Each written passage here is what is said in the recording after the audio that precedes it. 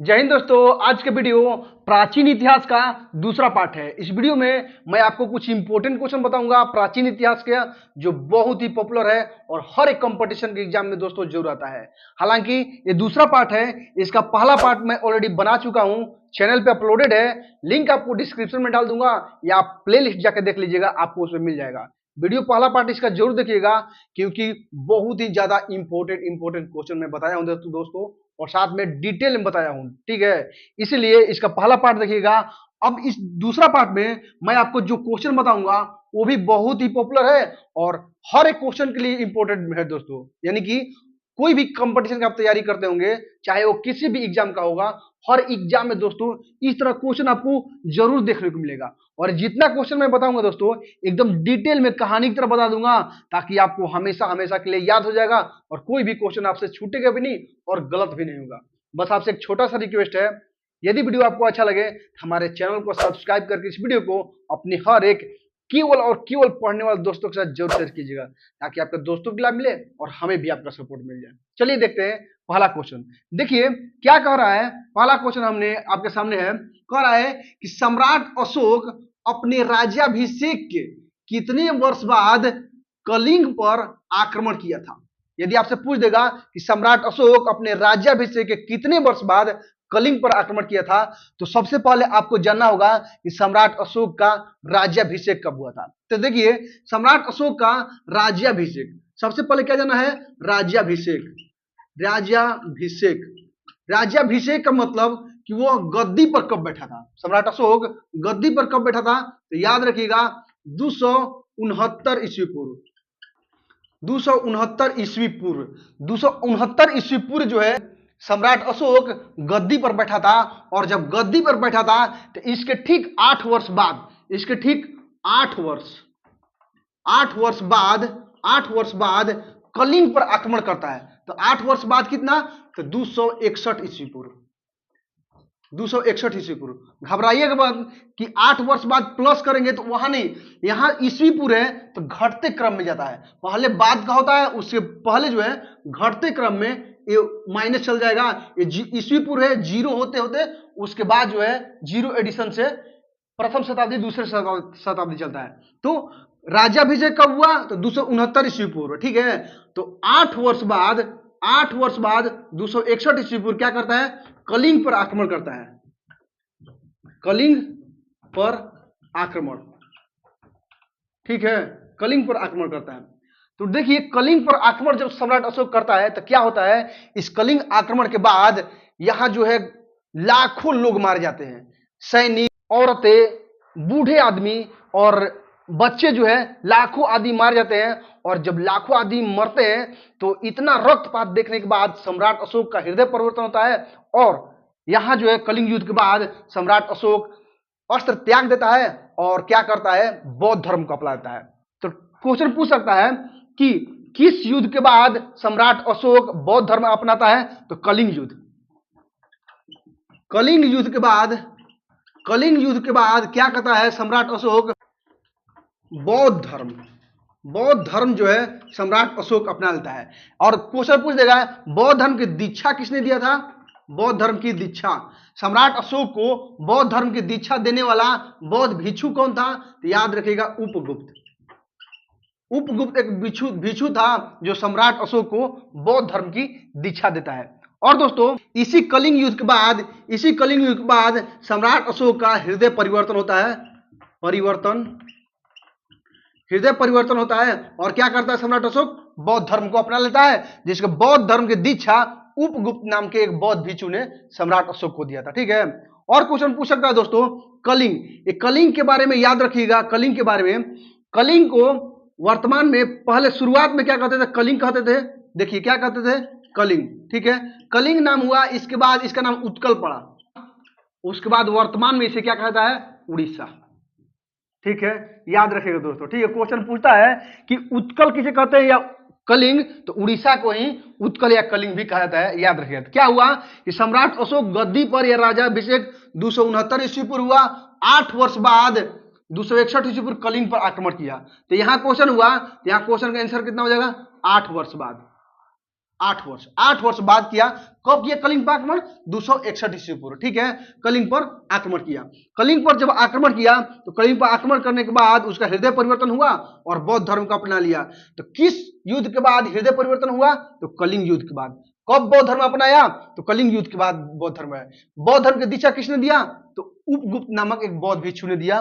कलिंग को ही उत्कल या उड़ीसा भी कहा जाता है दोस्तों, याद रखिएगा, बड़ा ही इंपॉर्टेंट है दोस्तों, ठीक है। और यदि वीडियो पसंद आए अभी कभी लाइक कीजिएगा और चैनल को जरूर सब्सक्राइब कीजिएगा दोस्तों। और साथ ही दोस्तों इस वीडियो को अंत तक देखिएगा, क्योंकि इस वीडियो को अंत में आपको 3 क्वेश्चन दूंगा जिसका आंसर आपको कमेंट करके बताना होगा दोस्तों, ठीक है। इसीलिए वीडियो को ध्यान से और अच्छे से देखिएगा। देखिए अगला क्वेश्चन क्या कह रहा है। क्वेश्चन है कि भारत में सर्वाधिक शुद्ध सोने के सिक्के किसने जारी किया था, ठीक है। सोने के सिक्के संबंधित 3 क्वेश्चन पूछता है। अगर आपसे पूछ देगा कि सर्वाधिक सोने के शुद्ध सिक्के, सर्वाधिक कह देगा, सर्वाधिक सोने के शुद्ध सिक्के, याद रखिएगा कुषाण शासकों, कुषाण शासकों ने क्या किया? सबसे अधिक सर्वाधिक सोने के सिक्के कह देगा, सर्वाधिक या सबसे अधिक सोने के शुद्ध सिक्के किसने जारी किए? कुषाण शासकों ने। अगला क्वेश्चन पूछ सकता है आपसे, पता है क्या कि सबसे पहले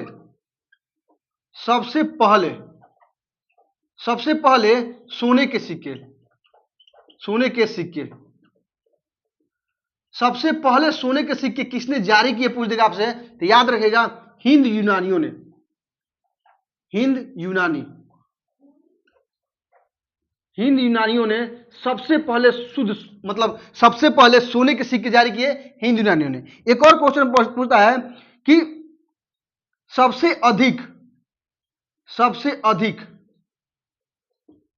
अधिक मात्रा में, सबसे अधिक मात्रा में सोने के सिक्के, सबसे अधिक मात्रा में सोने के सिक्के किसने जारी किया? तो याद रखिएगा गुप्त शासकों ने।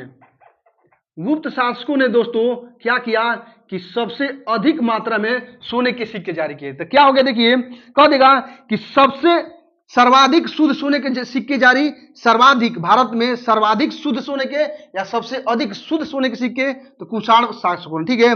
और सबसे अधिक मात्रा में सोने के सिक्के जारी किए तो गुप्त शासकों ने, जिनके सोने के सिक्के को दिनार कहा जाता था, दिनार। गुप्त शासकों ने सबसे अधिक सोने के सिक्के जारी किए और उनके सोने के सिक्के को दिनार कहा जाता था। और लेकिन सबसे पहले सोने के सिक्के जारी किसने किए? तो हिंद यूनानियन दोस्तों, याद रखिएगा। ये टोटल क्वेश्चन दोस्तों बहुत ही इंपॉर्टेंट है दोस्तों, याद रखिएगा जरूर, ठीक है। अब आइए देखते हैं अगला क्वेश्चन। क्वेश्चन है किस शासक को शिलादित्य के नाम से जाना जाता है, ठीक है। यदि आपसे पूछ देगा कि किस भारतीय शासक को शिलादित्य कहा जाता है या शिलादित्य के नाम से जाना जाता है, तो याद रखिएगा हर्षवर्धन। हर्षवर्धन जो थे भारतीय शासक, इन्हें शिलादित्य के नाम से जाना जाता था, ठीक है। पूछ देगा कि किस वंश के शासक थे हर्षवर्धन, किस वंश के शासक थे? याद रखिएगा वर्धन वंश,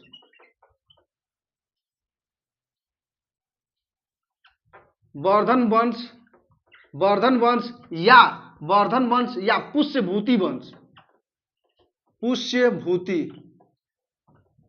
पुष्यभूति वंश, ठीक है। वर्धन वंश या पुष्यभूति वंश, इसके शासक थे शिलादित्य यानी कि हर्षवर्धन। इनसे रिलेटेड एक बड़ा क्वेश्चन पूछता है कि एक चीनी यात्री था, चीनी यात्री कौन था? तो ह्वेनसांग। चीनी यात्री ह्वेनसांग जो था भारत आया था, और भारत किसके दरबार में आया था? तो ह्वेनसांग के हर्षवर्धन के दरबार में आया था, ठीक है। दरबार हर्षवर्धन के दरबार में आया था। हमेशा क्वेश्चन पूछता है, बड़ा इंपॉर्टेंट है, पूछता है कि चीनी यात्री ह्वेनसांग किसके दरबार में भारत आया था? तो हर्षवर्धन के दरबार में भारत आया था। हर्षवर्धन से रिलेटेड 1-2 क्वेश्चन पूछता है, जैसे कि इनका 3 नाटक है,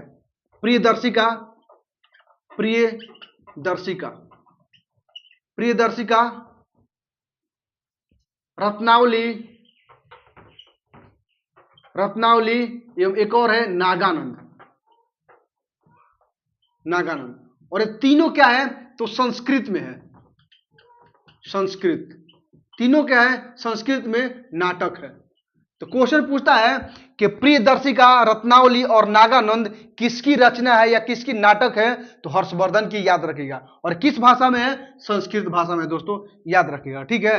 हर्षवर्धन से रिलेटेड एक दो और क्वेश्चन पूछता है, कहता है कि भारत का अंतिम हिंदू सम्राट, कहीं कहीं आपको मिल जाएगा कि भारत का अंतिम हिंदू सम्राट, अंतिम हिंदू सम्राट, ठीक है। भारत का अंतिम हिंदू सम्राट हर्षवर्धन, लेकिन याद रखिएगा ये पूर्ण रूप से न तो भारत का शासक था और न ही पूर्ण रूप से हिंदू सम्राट था, क्योंकि हर्षवर्धन ह्वेनसांग से मिलने के बाद हर्षवर्धन क्या करता है? बौद्ध धर्म को अपना लेता है, बौद्ध धर्म, ठीक है। इसी के प्रभाव में आके बौद्ध धर्म को अपना लेता है। तो क्वेश्चन पूछता है कि हर्षवर्धन अपने जीवन के अंतिम काल में या ह्वेनसांग से मिलने के बाद किस धर्म को अपनाता है? तो बौद्ध धर्म को अपना लेता है दोस्तों, याद रखिएगा, बड़ा ही इंपॉर्टेंट क्वेश्चन, ठीक है। अब देखिए अगला क्वेश्चन क्या कह रहा है कि नालंदा विश्वविद्यालय को किसने ध्वस्त किया था? ठीक है, यदि आपसे पूछ देगा कि नालंदा विश्वविद्यालय को ध्वस्त किसने किया था या किसके द्वारा ध्वस्त किया गया था, तो याद रखिएगा ध्वस्त करने वाला था बख्तियार खिलजी,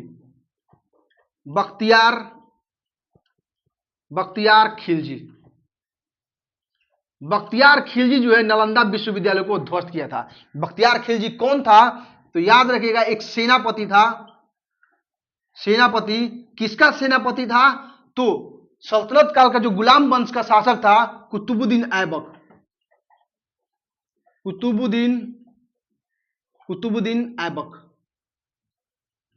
कुतुबुद्दीन ऐबक का सेनापति था बख्तियार खिलजी। इसी ने जो है नालंदा विश्वविद्यालय को ध्वस्त किया था, ठीक है। अब देखिए पूछ देगा कि नालंदा विश्वविद्यालय कहां पे है? याद रखिएगा बिहार के नालंदा में है, बिहार में स्थित है। और बिहार में कहां है? तो नालंदा में, ठीक है, नालंदा में है। अब एक और क्वेश्चन पूछ सकता है इस नालंदा विश्वविद्यालय की स्थापना किसने किया था? स्थापना या किसने बनवाया था? तो याद रखिएगा कुमारगुप्त प्रथम जिसने नालंदा विश्वविद्यालय को बनवाया था। और इस किस वंश का शासक था? किस वंश का शासक था कुमारगुप्त प्रथम? तो गुप्त वंश का शासक था, याद रखिएगा दोस्तों, ठीक है। ये सब जितना क्वेश्चन है दोस्तों बहुत ही इंपॉर्टेंट है और हर एक एग्जाम में इस तरह क्वेश्चन दोस्तों जरूर पूछता है, ठीक है। अब आइए देखते हैं अगला क्वेश्चन है सिकंदर के भारत आक्रमण के समय मगध का शासक कौन था? यदि आपसे पूछ देगा कि सिकंदर ने जब भारत पर आक्रमण किया था उस समय मगध का शासक कौन था, तो याद रखिएगा मगध का शासक था घानानंद जो है उस समय मगध का शासक था जब सिकंदर ने भारत पर आक्रमण किया था। लेकिन सिकंदर ने कब आक्रमण किया था? सिकंदर ने भारत पर कब आक्रमण किया था? सिकंदर ने भारत पर कब आक्रमण किया था? तो याद रखेगा 326 ईस्वी पूर्व, 326 ईस्वी पूर्व सिकंदर ने भारत पर आक्रमण किया था। उस समय मगध का शासक कौन था? घानानंद। और घानानंद जो है मगध में नंद वंश का अंतिम शासक था, नंद वंश का अंतिम शासक, ठीक है। क्या था? यदि आपसे पूछ दिया क्वेश्चन कि नंद वंश का अंतिम शासक कौन था, तो घानानंद था। क्यों घानानंद हुआ? इसी घानानंद को हराकर चंद्रगुप्त मौर्य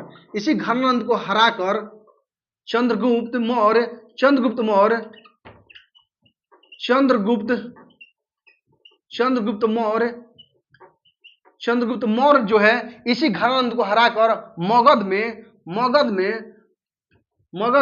मौर्य वंश की स्थापना करता है। मौर्य वंश, ठीक है। मगध में क्या करता है? मौर्य वंश की स्थापना करता है और फिर मौर्य वंश का शासन मगध में चलता है। देखिए क्वेश्चन क्या बन गया कि सिकंदर भारत पर कब आक्रमण किया था?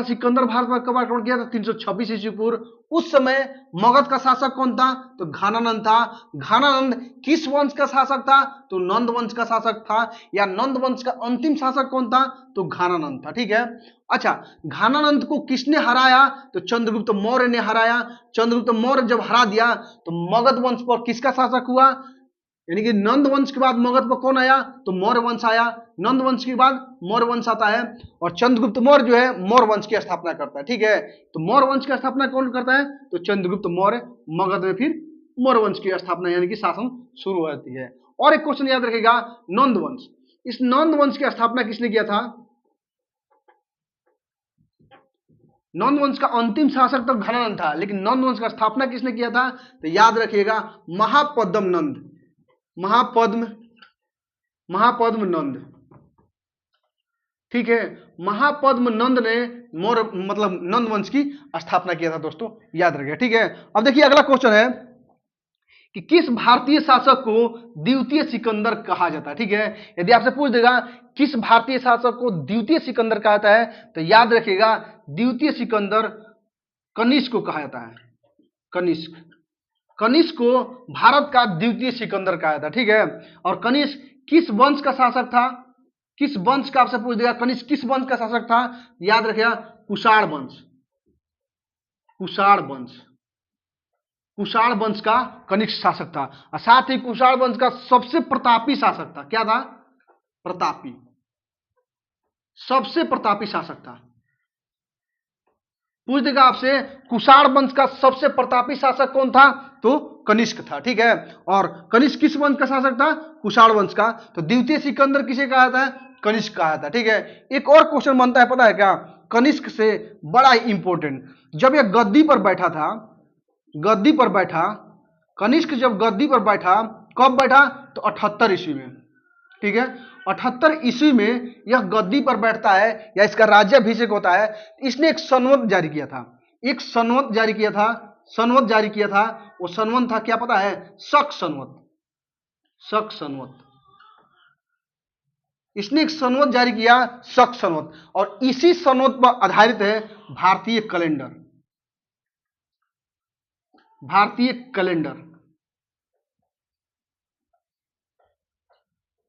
कैलेंडर जो है इसी शक सनवत पर आधारित है दोस्तों। तो आपसे क्वेश्चन पूछ सकता है भारतीय कैलेंडर किस सनवत पर आधारित है? तो शक सनवत पर आधारित है। शक सनवत को किसने बनाया था? तो कनिष्क ने बनाया था दोस्तों, याद रखिएगा। ठीक है, और शक सनवत की शुरुआत कब हुई थी? तो 78 ईस्वी में शक सनवत की शुरुआत हुई थी दोस्तों, याद रखिएगा, जब यह गद्दी पर बैठा था। बड़ा ही इंपॉर्टेंट क्वेश्चन दोस्तों, याद रखिएगा। ठीक है, अब आइए देखते हैं अगला क्वेश्चन है श्रीलंका पर सबसे पहले किस भारतीय शासक ने आक्रमण किया था? यदि आपसे पूछ देगा श्रीलंका पर सबसे पहले किस भारतीय शासक ने आक्रमण किया था, तो याद रखिएगा राजराज प्रथम। श्रीलंका पर आक्रमण करने वाला प्रथम शासक कौन था? राजराज प्रथम। जब इसने श्रीलंका पर आक्रमण किया था तो उस समय श्रीलंका पर एक शासक था, उस समय श्रीलंका का शासक था महिम पंचम उस समय श्रीलंका का शासक था। और जब आक्रमण किए तब वह वहां से भाग गया और श्रीलंका पर राजराज प्रथम ने आक्रमण कर लिया, मतलब कब्जा कर लिया था। ठीक है, अब राजराज प्रथम से कुछ क्वेश्चन बनता है, जैसे कि इन्होंने एक मंदिर बनवाया था तंजावुर में। तो यह सबसे पहले तो यह चोल वंश के शासक थे। किस वंश के शासक थे? तो चोल वंश के शासक थे। चोल वंश के शासक थे। और चोल वंश की राजधानी कहां थी? चोल वंश की राजधानी थी कहां? तो तंजावुर में। तंजावुर। ठीक है, चोल वंश की राजधानी कहां थी? तंजावुर। और इसी तंजावुर में एक बड़ा ही फेमस मंदिर है, एक मंदिर है फेमस, और उस मंदिर का क्या नाम है पता है? बृहदेश्वर मंदिर। बृहदेश्वर या राजराजेश्वर मंदिर भी कहते हैं।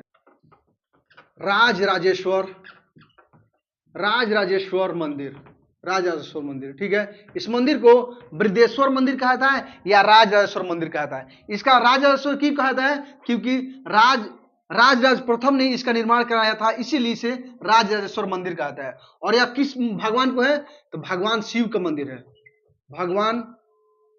भगवान शिव का मंदिर है। ठीक है, जो बृहदेश्वर मंदिर है भगवान शिव का मंदिर है, याद रखिएगा दोस्तों। ठीक है, अब देखिए चोल वंश की राजधानी तंजावुर थी और राजराज जो मतलब प्रथम था, इसका एक बेटा था। कौन बेटा था? इसका एक बेटा था राजेंद्र प्रथम। राजेंद्र प्रथम, ठीक है। राजेंद्र प्रथम जो है इसने भी श्रीलंका पर आक्रमण किया था और चूल वंश का सबसे विकास, चूल वंश का सबसे अधिक विकास, चूल वंश का सबसे अधिक विकास जो है इसी के काल में हुआ था। मतलब कि राजेंद्र प्रथम के शासक काल में चोल वंश का सबसे अधिक विकास हुआ था, ठीक है। और एक क्वेश्चन बनता है, महमूद गजनवी जो है किसके समकालीन था? किसके समकालीन? क्वेश्चन बनता है महमूद गजनवी किसके समकालीन था? तो यही राजेंद्र प्रथम, ठीक है। राजेंद्र प्रथम के समकालीन था महमूद गजनवी, गजनी का साम्राज्य, ठीक है। और देखिए एक और क्वेश्चन बनता है, पता है क्या? पूछता है कि चूल वंश का अंतिम शासक, चूल वंश का अंतिम शासक, ठीक है। चूल वंश के यदि अंतिम शासक पूछ देगा तो राजेंद्र तृतीय जो था चूल वंश का अंतिम शासक था, याद रखिएगा दोस्तों। क्या क्वेश्चन बन गया? देखिए श्रीलंका पर सबसे पहले आक्रमण किया था राजराज प्रथम ने, श्रीलंका का शासक उसने भीम पंचम था तो जो कि भाग गया, ठीक है। और राजराज प्रथम का ही एक बेटा था राजेंद्र प्रथम, ठीक है, इसने भी श्रीलंका पर आक्रमण किया था। और चूल वंश का सबसे अधिक विकास राजराज प्रथम के ही शासनकाल में हुआ था, याद रखिएगा दोस्तों। और चोल वंश का अंतिम शासक राजेंद्र तृतीय हुआ और महमूद गजनवी समकालीन था किसके? राजेंद्र प्रथम के ही शासनकाल में। और चोल साम्राज्य की राजधानी कहाँ थी? चोल वंश के साम्राज्य की राजधानी तंजावुर में। और इसी तंजावुर में एक मंदिर है बृहदेश्वर, जिसे राजराजेश्वर मंदिर भी कहता है, क्योंकि इसका निर्माण राजराज प्रथम ने किया था। ये जो है भगवान शिव की मंदिर है, याद रखिएगा। टोटल इसीलिए डिटेल में बताया हूं, ठीक है। सभी क्वेश्चन बड़ा ही इंपॉर्टेंट है। अब देखिए अगला क्वेश्चन है, किस शासक ने सबसे पहले संस्कृत में अभिलेख लिखा था? यदि आपसे पूछ देगा संस्कृत में सबसे पहले अभिलेख किसने लिखा था, या कौन शासक था जिसने सबसे पहले संस्कृत में अभिलेख लिखा, तो याद रखिएगा रुद्रदामन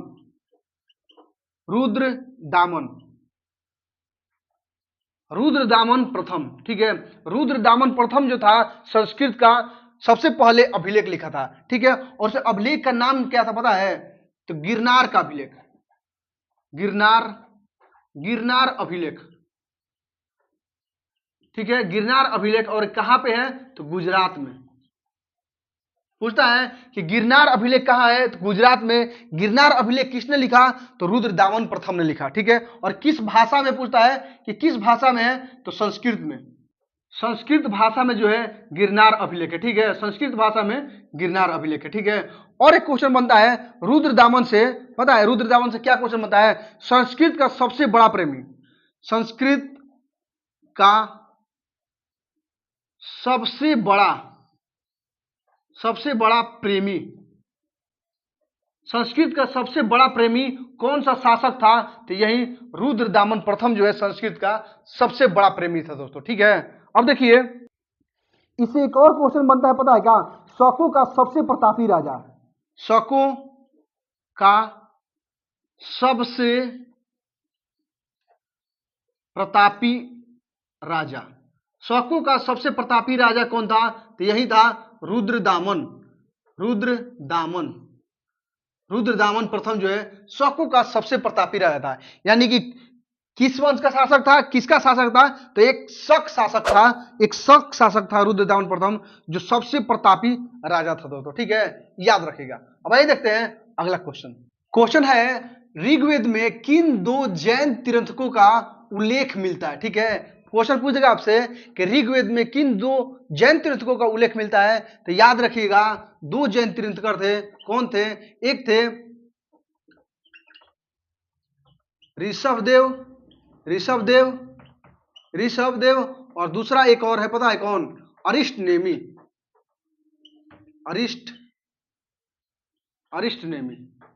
ठीक है। इन दो जैन तीर्थंकरों का उल्लेख जो है ऋग्वेद में मिलता है। अच्छा, ऋषभदेव कौन थे? तो जैन धर्म के थे प्रथम तीर्थंकर,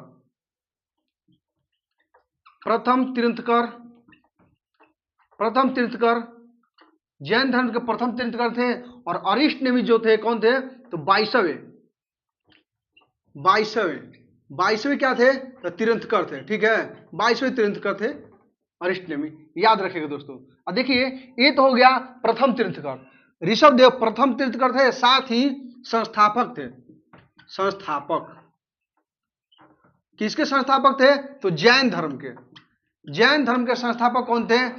ऋषभ देव, या प्रथम तीर्थंकर कर देगा तब जाके ऋषभ देव, ठीक है। अरिष्टनेमी 22वें तीर्थंकर थे, ठीक है। एक और क्वेश्चन बनता है कि 23वें तीर्थंकर, 22वें यदि पूछ देगा आपसे कि 23वें तीर्थंकर कौन थे? 23वें, तो 23वें तीर्थंकर थे पार्श्वनाथ, ठीक है। पार्श्वनाथ जो थे 23वें तीर्थंकर थे। एक और बनता है क्वेश्चन, पता है क्या?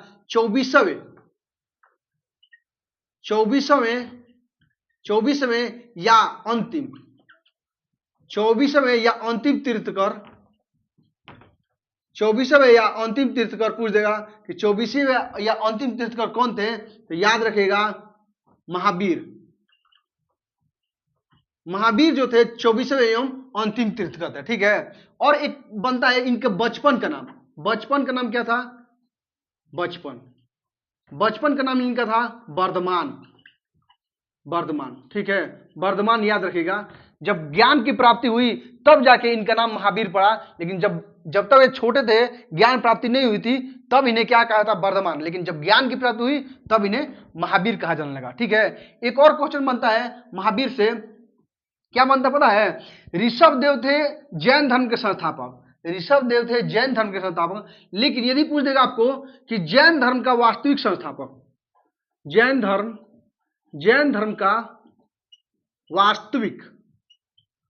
का वास्तविक संस्थापक पूछ देगा, जैन धर्म का वास्तविक संस्थापक कौन था? तो याद रखेगा महावीर, ठीक है। महावीर जो थे जैन धर्म के 24वें थे और अंतिम तीर्थंकर थे, ठीक है। लेकिन उन्हें वास्तविक संस्थापक भी कहा था, क्योंकि इन्हीं की वजह से महावीर धर्म जो है, मतलब कि महावीर की वजह से जैन धर्म को बहुत ज्यादा ख्याति मिलती और विख्यात हुआ था, ठीक है। अब आइए देखते हैं अगला क्वेश्चन। देखिए क्वेश्चन क्या कर रहा है कि अरब निवासी अलम सूदी किसके शासन काल में भारत आया था? यदि आपसे पूछ देगा कि अलम सूदी जो था वो किसके शासन काल में भारत आया था, किसके शासन काल में, तो याद रखिएगा इंद्र तृतीय के शासन काल में अलम सूदी भारत आया था। इंद्र तृतीय कौन था? तो राष्ट्रकूट शासक था।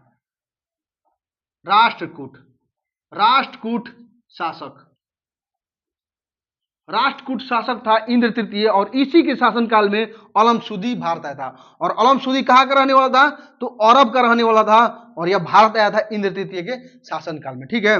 और एक क्वेश्चन बनता है, पता है क्या? कि राष्ट्रकूट शासकों को भारत का सर्वश्रेष्ठ शासक किसने बताया था? तो याद रखेगा अलम सूदी। अरब निवासी अलम सूदी पूछ देगा, कह देगा कि राष्ट्रकूट शासकों को भारत का सर्वश्रेष्ठ शासक किसने बताया? तो अलम सूदी, अरब निवासी अलम सूदी ने बताया था। ये जितना क्वेश्चन है दोस्तों सभी बहुत ही इंपॉर्टेंट है। उम्मीद है जितना मैंने क्वेश्चन आपको बताया अच्छी तरह से समझ में आ गया होगा।